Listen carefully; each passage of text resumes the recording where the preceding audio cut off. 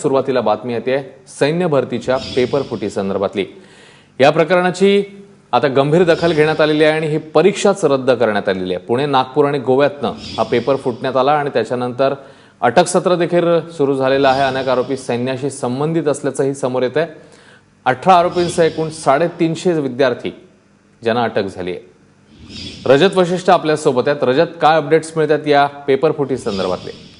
अश्विन, अगदी काही वेळापूर्वीच सैन्याकडून ही माहिती देण्यात आलेली आहे की दिल्लीतून केंद्रीय पातळीवर ही परीक्षा जी आहे ती रद्द करण्याचा निर्णय घेण्यात आलेला आहे।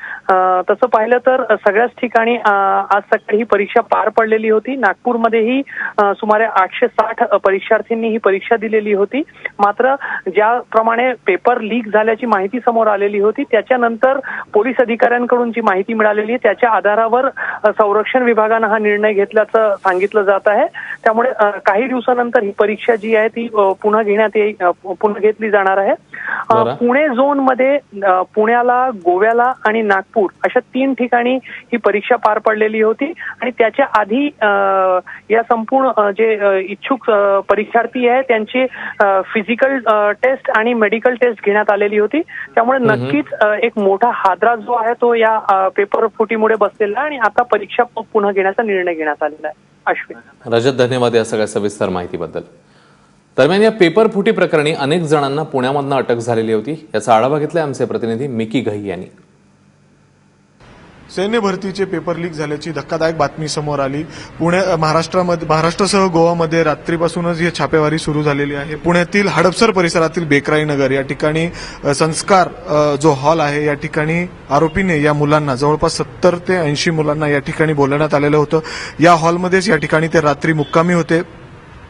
ठाणे क्राईम ब्रांच पोलिसांना ही माहिती मिळाल्यानंतर त्यांनी पुणे पोलीस आयुक्तांशी संपर्क साधला। या ठिकाणी युनिट 1 ची एक टीम तयार केली आणि ठाणे आणि पुणे पोलीस क्राईम ब्रांचची एक युनिट टीम तयार झाल्यानंतर त्यांनी या ठिकाणी रात्री छापा टाकला। जवळपास 70 ते 80 मुलं या ठिकाणी त्यावेळी उपस्थित होते। त्याचबरोबर या ठिकाणाहून 8 आरोपींना ताब्यात घेण्यात आलेलं आहे।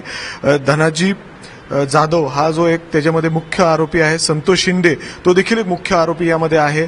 त्यांच्याकडून या मुलांना व्हॉट्सअपच्या द्वारे हे पेपर त्यांच्या व्हॉट्सअपवर टाकण्यात आलेले होते। त्याचबरोबर प्रत्येकाकडून 3 लाख रुपये अशी रक्कम त्यांच्याकडून डिमांड केलेली होती।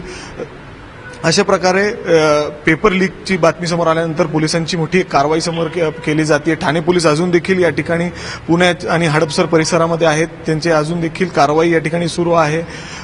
यामध्ये आणखीन वरिष्ठ सैन्य दलातील वरिष्ठ अधिकारी देखील त्यांचा यामध्ये हात आहे का याच्या दिशेने आता तपास सुरू आहे। कॅमेरामॅन अमोल गवाळेसह मिकी घई, एबीपी माझा, पुणे।